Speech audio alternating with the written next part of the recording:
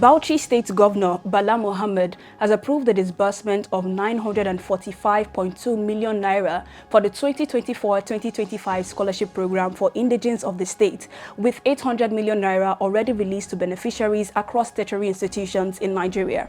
The national president of the National Union of Bauchi State Students, Bello Ibrahim, who disclosed this during a press briefing on Tuesday, described the gesture as historic both in scale and impact. Now, in other news, northern states in the country have begun voters' mobilization as southern states continues to lead online pre-registration in the ongoing nationwide continuous voters registration exercise. The newsmen report that Kano, Kaduna, Yobe, Zamfara, Sokoto, and Ilorin, among others, are part of the states that have begun renewed efforts to mobilize eligible citizens for the exercise.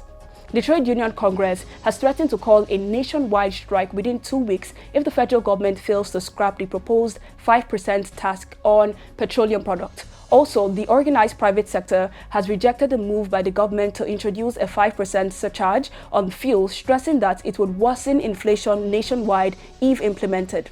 Also, talks between representatives of Dangote Petroleum Refinery and the leadership of the National Union of Petroleum and Natural Gas Workers dragged on for several hours on Monday night, despite the role played by the federal government through the Ministry of Labor, Employment and Productivity for reconciliation. In international news, with the widening protest and no sign of public anger abating in Nepal, the Prime Minister, KP Sharma Oli, has resigned.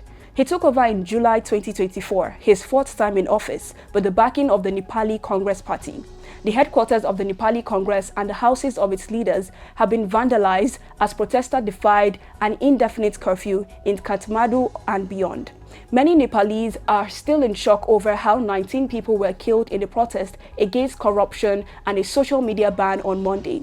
Now, finally in sport, Nottingham Forest head coach Nuno Santo has been sacked after 21 months in charge and just 3 games into the season. The position of the Portuguese coach has been uncertain for 2 weeks since he publicly declared his relationship with owner Evangelos has deteriorated. Talks are underway over Nuto's replacement. For more updates like this, follow us on all our social media platforms at Fact News Africa and Fact News Hausa.